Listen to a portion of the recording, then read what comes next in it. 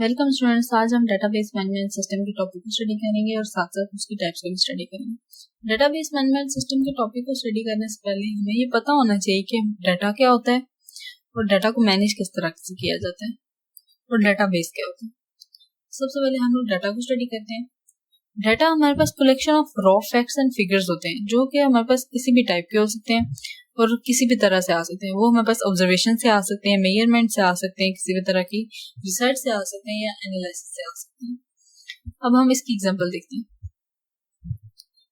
Scientist अगर experiment को 3 से 4 दफा रिपीट कर रहा है और उसके पास डिफरेंट ऑब्जर्वेशंस आ रही हैं और वो जो ऑब्जर्वेशंस है वो रॉ फैक्ट्स होते हैं और उन्हीं रॉ फैक्ट्स को या ऑब्जर्वेशंस को हम लोग डाटा बोलते हैं। अब हम बात आती है कि डाटा को हम लोग कितनी तरह से मैनेज कर सकते हैं।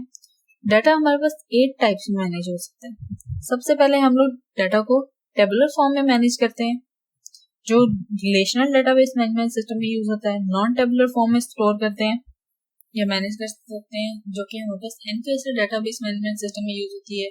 Tree like structure form hierarchical database management system में यूज होती है। ग्राफिकल फॉर्म में भी हम लोग डाटा को मैनेज करते हैं। नेटवर्क डेटाबेस मैनेजमेंट में इसका यूज होता है।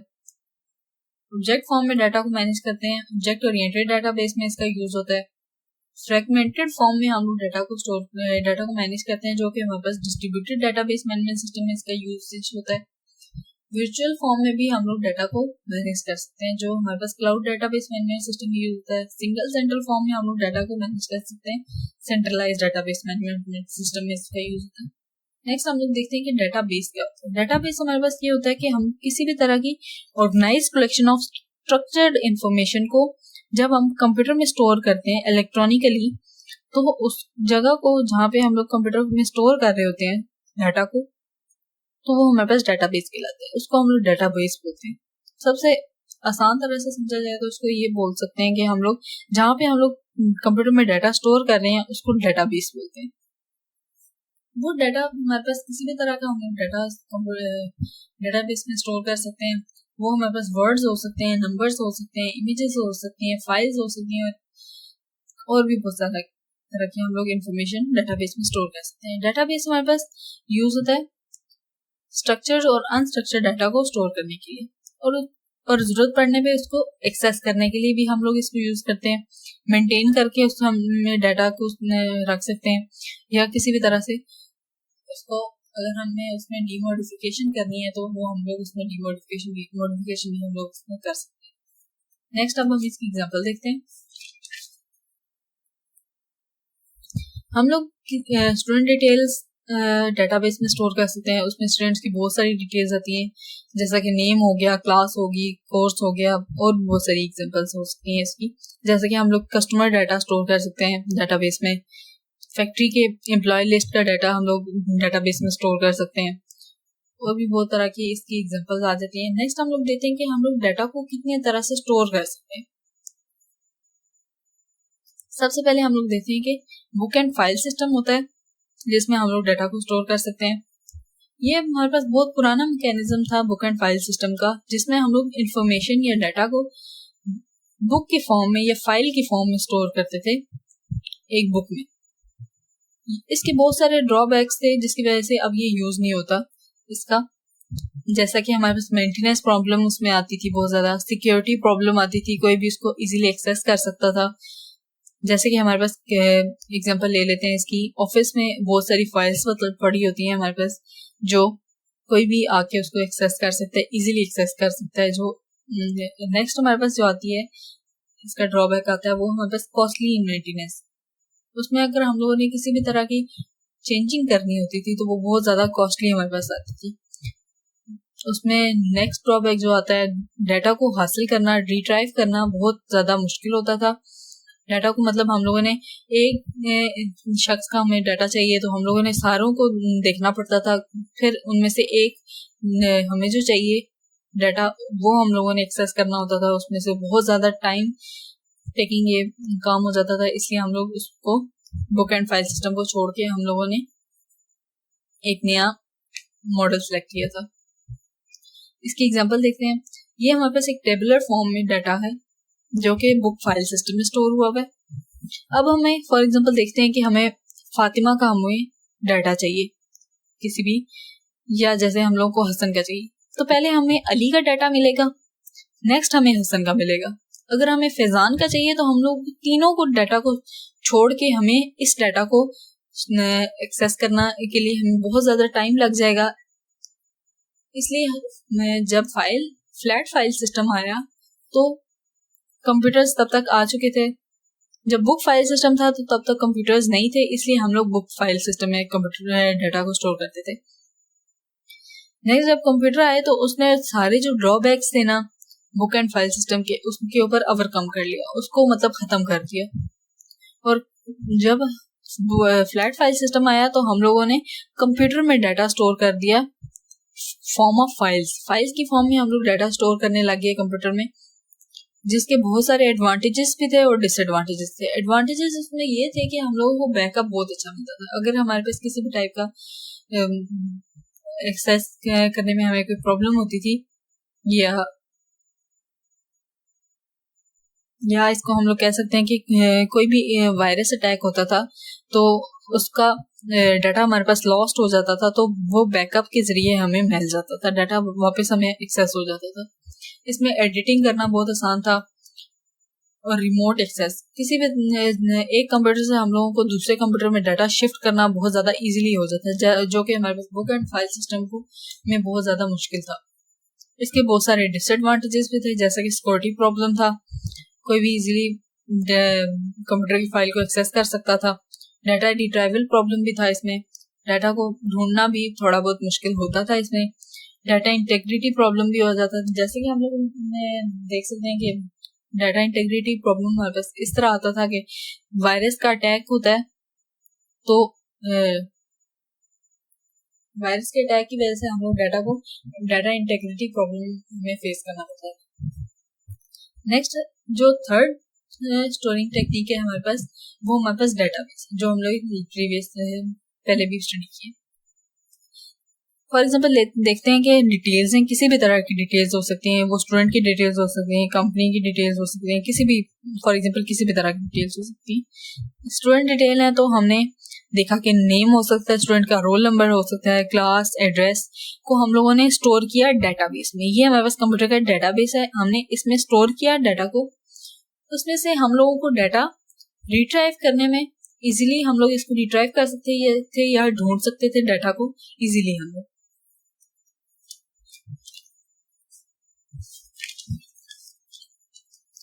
नेक्स्ट हमारे पास जब डेटाबेस आया तो उसके बहुत सारे एडवांटेजेस भी थे और बहुत सारे डिसएडवांटेज भी हमें देखने को मिले। एडवांटेजेस हमारे ये थे कि उसमें सिक्योरिटी लेवल हमारा इम्प्रूव हो गया था, मतलब इतनी आसानी से कोई भी डाटा को एक्सेस नहीं कर सकता था। और नेक्स्ट हमारे पास जो एडवांटेज हमें मिला डेटाबेस से, डाटा रिट्राइवल इजी हो गया हमारे पास। डाटा को सर्च करना या फेच करना हमारे पास इजी हो गया, मतलब हमें एक इंसान की इंफॉर्मेशन चाहिए तो हमें सबकी इंफॉर्मेशन को देखना नहीं पड़ता था, हमें उसी शख्स की इंफॉर्मेशन मिल जाती थी इजीली। बैकअप हमारे पास बहुत ज़्यादा अच्छा हो गया था, मतलब किसी भी तरह के वायरस अटैक से जो डाटा लॉस हो जाता था उससे डाटा को हम लोग इजीली एक्सेस कर सकते थे दोबारा बैकअप के जरिए। और डाटा इंटेग्रिटी इंक्रीज हो गई थी, मतलब किसी भी तरह के वायरस अटैक से हम लोग बच जाते थे। डाटा इंटेग्रिटी प्रॉब्लम डाटाबेस में हमारे पास अच्छा था, मतलब नहीं आता था उसमें। डिसएडवांटेजेस हमारे पास ये थे कि डाटाबेस हमारे पास बहुत ज़्यादा एक्सपेंसिव हो जाती है और ये इसमें कॉम्प्लेक्सिटी इश्यूज बहुत ज़्यादा होते हैं, साइज इसमें बहुत ज़्यादा बढ़ जाता है क्योंकि हमारे पास कंप्यूटर में स्टोरेज बढ़ जाती थी। कंप्यूटर में स्टोर करने की एक स्पेसिफिक कैपेसिटी होती है जो बढ़ जाती थी, मतलब हम लोगों ने ज़्यादा डाटा स्टोर किया है तो साइज उसका बड़ा हो जाता था डाटाबेस का। उसमें इसी वजह से फिर साइज के बड़े होने से परफॉर्मेंस का इशू आ जाता था।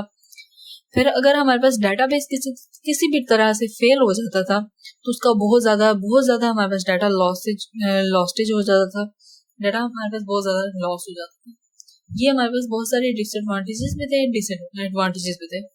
नेक्स्ट हम लोग देखते हैं कि डेटाबेस हमारे पास या DBMS जिसको कहा जाता है, एक सॉफ्टवेयर सिस्टम था जिसको डिजाइन किया गया था हमारे पास मैनेज करने के लिए या ऑर्गेनाइज फॉर्म में स्ट्रक्चर मैनेजमेंट डाटा को स्टोर करने के लिए डेटाबेस में। डेटाबेस में DBMS में हम लोग हम लोग स्मॉल अमाउंट ऑफ डाटा हम लोग उसमें स्टोर कर सकते थे। DBMS हमारे पास एक इंटरफेस था, जो हम लोग बहुत सारे ऑपरेशंस को परफॉर्म करने में हमारे पास मदद देता था, जैसे कि डेटाबेस क्रिएशन होगी, डेटाबेस की स्टोरिंग होगी और अपडेटिंग होगी उसमें, जो हमारे पास इंटरफेस प्रोवाइड करता था DBMS इस तरह के ऑपरेशंस परफॉर्म करने के लिए। ये हमारे पास ज़्यादातर यूज होता था डाटा को लिखने के लिए या ऑर्गेनाइज करने के लिए। टेबल्स में, व्यूज में, स्केमा में या रिपोर्ट्स की फॉर्म में हम लोग इसमें डाटा को ऑर्गेनाइज कर सकते थे DBMS में। ये हमारे पास सिस्टमैटिक वे प्रोवाइड करता है स्टोर करने के लिए, रिट्राइव करने के लिए और मैनिपुलेट करने के लिए डाटा को, जो हमारे पास बचाते थे डाटा इंटेग्रिटी प्रॉब्लम से security problems. Thank you very much for staying with us till now. We request you all to subscribe to our channel if you have not subscribed so far, so that every new video can reach you easily.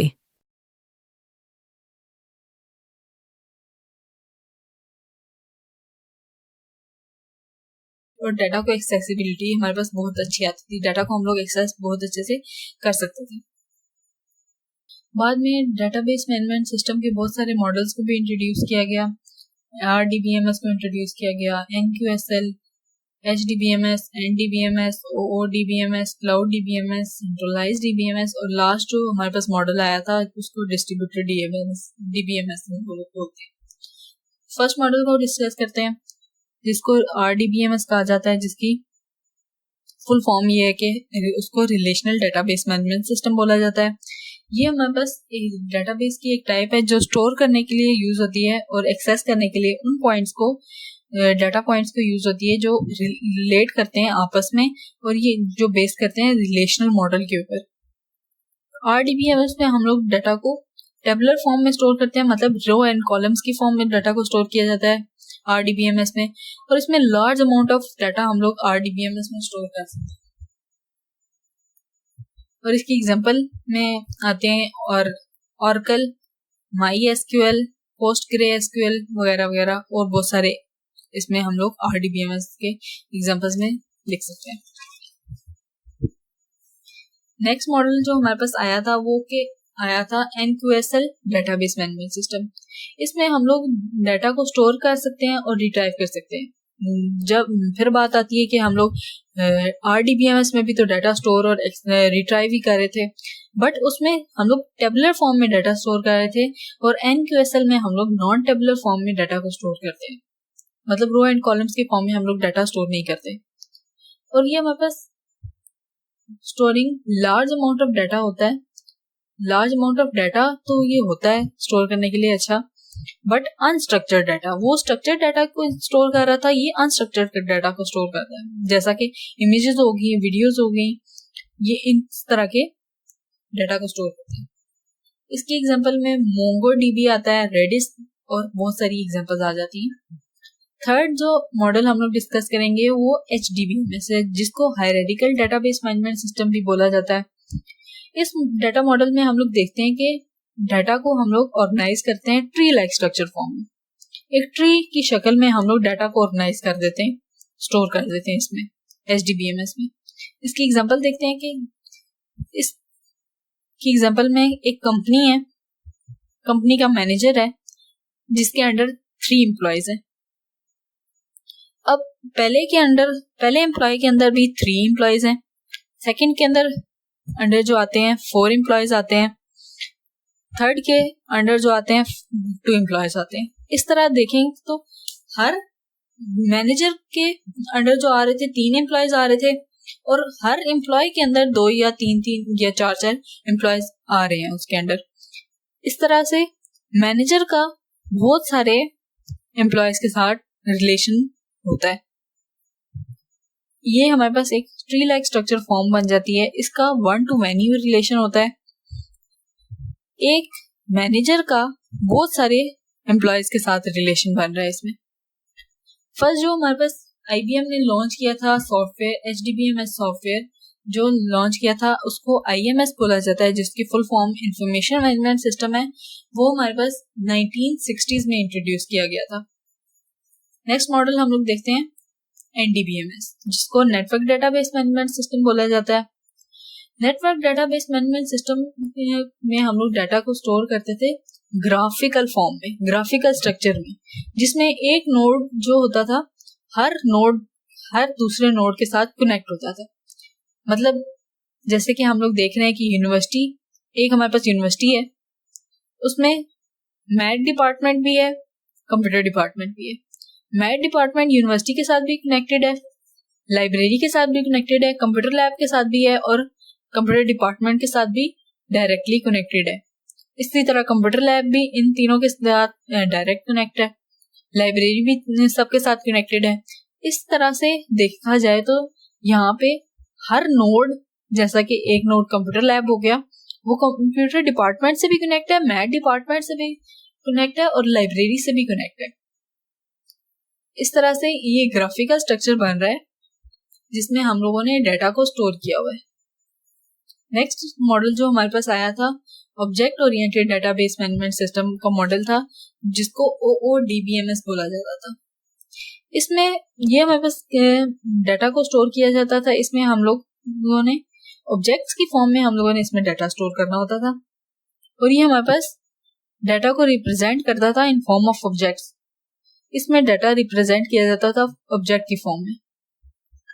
Object oriented language जो थी, programming language जो थी हमारे पास जावा, Python, C++ इसको support करती थी। अब हम इसकी एग्जांपल देखते हैं। इसकी एग्जांपल में ऑब्जेक्ट स्टोर, कैशे और बहुत सारी एग्जांपल्स आ जाती हैं हमारे पास। नेक्स्ट अब हम इसके एडवांटेजेस देखते हैं। ये जो मॉडल था हमारे पास, ये हाईली कॉम्प्लेक्स डाटा को स्टोर करने के लिए या ऑर्गेनाइज करने के लिए इसको इजी माना जाता था। इसमें हम लोग हाईली कॉम्प्लेक्स डाटा, मतलब बहुत ज्यादा पेचीदा डाटा को हम लोग ऑर्गेनाइज करके इजीली लिख सकते थे इसमें या स्टोर कर सकते थे। इसकी परफॉर्मेंस पिछले मॉडल से बहुत ज्यादा अच्छी थी। ये हमारे पास बहुत अच्छा काम करता था ऑब्जेक्ट ओरिएंटेड प्रोग्रामिंग लैंग्वेज, जैसे कि जावा के साथ बहुत अच्छा काम करता था, पाइथन के साथ और C++ के साथ बहुत ज्यादा अच्छा काम करता था। अब इसके डिसएडवांटेजेस भी बहुत सारे थे। फर्स्ट डिसएडवांटेज हमारे पास आता है जो कि कॉम्प्लेक्स मॉडल था। ये हमारे पास एक ऐसा कॉम्प्लेक्स मॉडल बन जाता था जिसको हम लोगों को पहले सीखना पड़ता था, फिर हम लोग उसको यूज कर सकते थे, अदरवाइज हम लोग उसको यूज नहीं कर सकते थे।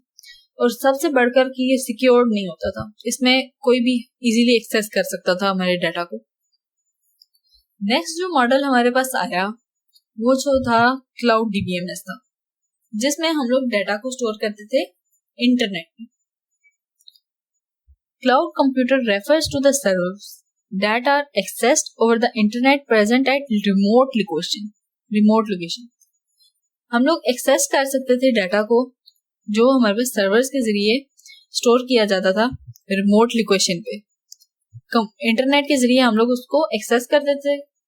ये हमारे पास वर्चुअल बेस्ड टेक्नोलॉजी कहलाती थी, जो हमें अलाउ करती थी कि हम लोग क्रिएट कर सकें, कॉन्फ़िगर कर सकते हैं और कस्टमाइज एप्लीकेशंस को वाया इंटरनेट कनेक्शन के जरिए।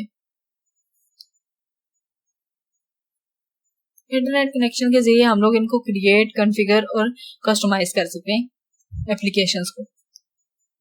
नेक्स्ट बात जो आती है कि MS और वर्ड में भी डाटा स्टोर हम लोग करते ही थे, तो उसमें और क्लाउड DBMS में डिफरेंस क्या आते हैं। MS वर्ड में हम लोग और वर्ड में डाटा जो स्टोर करते थे वो हमारे पास लोकल कंप्यूटर में हमारे पास स्टोर होता था, जबकि हम लोग क्लाउड DBMS में जो डाटा स्टोर करते हैं वो हमारे पास इंटरनेट में स्टोर होता है, वर्चुअली हमारे पास स्टोर होता है कंप्यूटर में। ये हमारे पास क्लाउड टेक्नोलॉजी थी जिसमें हमारे पास डेवलपमेंट प्लेटफॉर्म्स बहुत सारे इंक्लूड थे, हार्ड डिस्क, सॉफ्टवेयर एप्लीकेशंस और डेटाबेस भी इंक्लूड था इसमें। अब इसके एडवांटेजेस और डिसएडवांटेजेस भी थे। नेक्स्ट फर्स्ट हम लोग एडवांटेजेस से स्टडी करते हैं।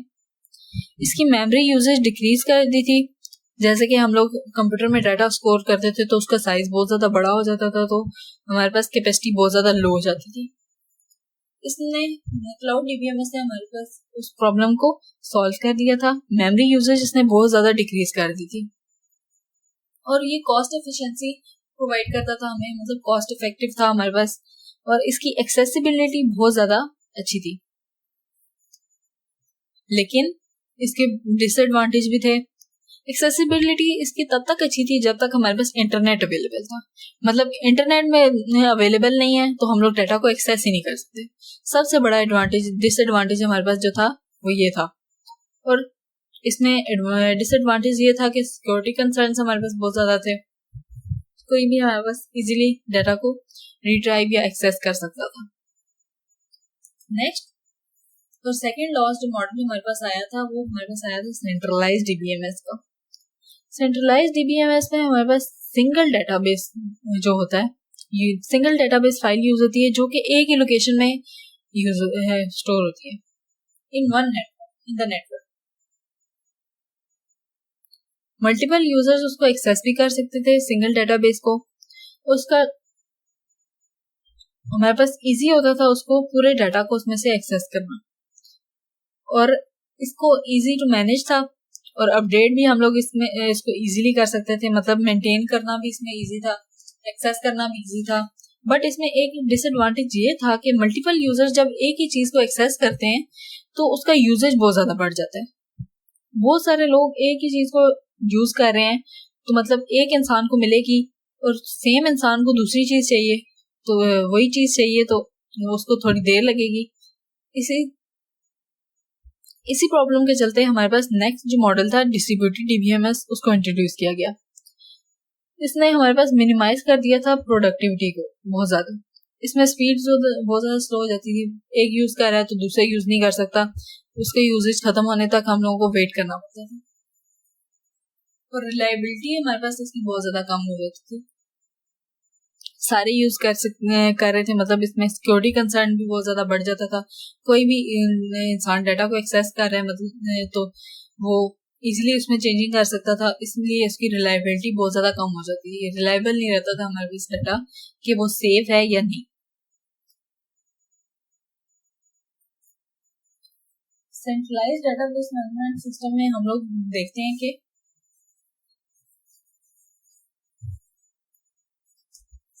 एक नेटवर्क कम्युनिकेशन नेटवर्क है, एक ही डेटाबेस है और एक ही लोकेशन पे। इसके साथ बहुत सारी साइट्स कनेक्टेड हैं, 4 साइट्स एक सेंट्रलाइज डेटाबेस के साथ कनेक्ट हैं, तो उसका यूजेज बहुत ज्यादा बढ़ जाता है। एक साइट को मतलब इंफॉर्मेशन चाहिए तो उसको कम्युनिकेशन नेटवर्क के पास मैसेज भेजना पड़ता था, फिर वो सेंट्रलाइज डेटाबेस के पास जाता था, फिर वो साइट 1 के पास जाता था। और एट अ टाइम अगर साइट 2 से आता था रिप्लाई कि हमें ये सेम डाटा या कोई और डाटा चाहिए, तो डाटा बेस हमें फर्स्ट साइट को प्रोवाइड कर रहा होता था, तो डाटा हमारे पास स्पीड स्लो हो जाती थी। इसी तरह साइट 3 और साइट 4 को चाहिए होता था, तो तब भी स्पीड स्लो रहती थी। जैसे कि हम लोग डेली लाइफ एग्जांपल देख लेते हैं इसमें, जो कि आती है कि अगर हमारा सेकेंड ईयर या फर्स्ट ईयर या 9th-10th का कोई रिजल्ट आ रहा है तो पोर्टल बहुत ज्यादा स्लो हो जाते हैं। उनके स्लो होने की वजह यही थी कि हमारे पास एक ही डेटाबेस था और बहुत सारी साइट्स उसको एक्सेस कर रही थी, बहुत सारे मतलब यूजर्स उसको एक्सेस करना चाह रहे थे, इसीलिए हमारे पास उसका यूजेज बहुत ज्यादा बढ़ जाता था। तो एक इंसान को मतलब डाटा एक्सेस करने के लिए बहुत सारा टाइम लग जाता। इसीलिए नेक्स्ट जो डेटाबेस हमारे पास आया वो डिस्ट्रीब्यूटेड डेटाबेस मैनेजमेंट सिस्टम आया था। उसमें बहुत सारा एडवांटेज ये था, सबसे बड़ा एडवांटेज ये था कि डेटाबेस को बहुत सारे पार्ट्स में डिस्ट्रीब्यूट कर दिया था। मतलब बहुत सारे इसमें सेंट्रलाइज डेटाबेस में और डिस्ट्रीब्यूटेड डीबीएमएस में सबसे बड़ा डिफरेंस यही है कि सेंट्रलाइज में हमारे पास एक डेटाबेस होता था और डिस्ट्रीब्यूटेड में हमारे पास बहुत सारे डेटाबेस को हर साइट के साथ कनेक्ट कर दिया जाता था। इसीलिए मल्टीपल कंप्यूटर्स स्टोर करते थे डाटा को और उसको रन भी कर सकते। इसमें ये होता था कि एक डाटा बेस हमारे पास फेल हो जाता है तो दूसरे हम लोग डाटा बेस से उसी सेम इंफॉर्मेशन को हम लोग एक्सेस कर सकते थे। अगर हमें इसमें बहुत सारे मतलब और साइट्स को कनेक्ट करना या और सारे कंप्यूटर्स को इंक्रीज, हमें सिस्टम को इंक्रीज करना पड़ता था, तो ये हमारे पास बहुत ज़्यादा इजी हो जाता था और इसकी स्पीड डेटाबेस की बहुत ज़्यादा अच्छी हो जाती है। अब इसके हम लोग एडवांटेज देखते हैं। इम्प्रूव, हमारे पास इसकी स्पीड, हमारे पास इसकी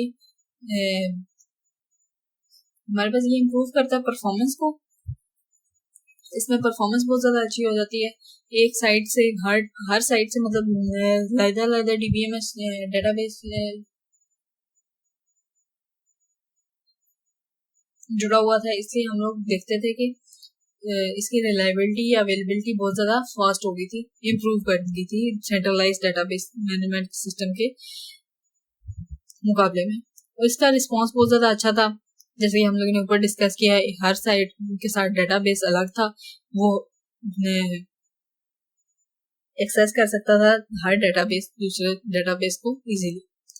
इसका डिज़ाइन, इसका सबसे बड़ा डिसएडवांटेज ये था कि इसका डिज़ाइन बहुत ज़्यादा कॉम्प्लेक्स हो जाता था। इसमें सिक्योरिटी इश्यूज बहुत ज़्यादा हो जाते थे, इसकी कॉम्प्लेक्सिटी बहुत ज़्यादा बढ़ जाती थी, मतलब इजीली कोई भी इसको समझ नहीं पाता था और ये बहुत ज़्यादा कॉस्टली बन जाती थी, क्योंकि हर डेटाबेस हर साइट के साथ यूज होता था, तो इसलिए डेटाबेस की कॉस्ट हमारे पास पड़ जाती थी, बहुत ज़्यादा कॉस्टली बन जाता था हमारे पास ये। अब हम इसकी एग्जांपल देखते हैं। कम्युनिकेशन नेटवर्क में हमारे पास ये आती है कि बहुत सारे 3 साइट्स हमारे पास कनेक्ट हैं और हम देख सकते हैं कि हर साइट के साथ different database connect. For example, हमारे पास फर्स्ट साइट हमारे पास कोलैप्स कर जाती है, ये फर्स्ट डेटाबेस हमारे पास कोलैप्स कर जाता है, तो हम लोग दूसरी साइट के जरिए उसी डाटा को एक्सेस कर सकते हैं।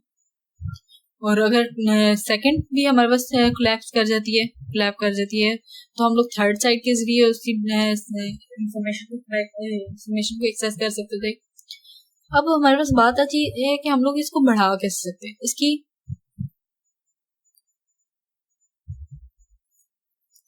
जैसे कि हम लोगों ने एक और साइट को इसके साथ अटैच कर दिया, उसी के साथ हम लोगों ने डेटाबेस डिफरेंट कनेक्ट कर दिया, तो देख सकते हैं हम लोग कि ये हमारे पास एक बहुत ज़्यादा कॉम्प्लेक्स बन जाता है सिस्टम, तो इसमें कॉम्प्लेक्सिटी इश्यूज भी ज़्यादा हो जाते हैं, इसको हम लोग इजीली इंक्रीज कर सकते हैं। सबसे बड़ा इसका एडवांटेज ये है। Thank you very much for staying with us till now. We request you all to subscribe to our channel if you have not subscribed so far, so that every new video can reach you easily.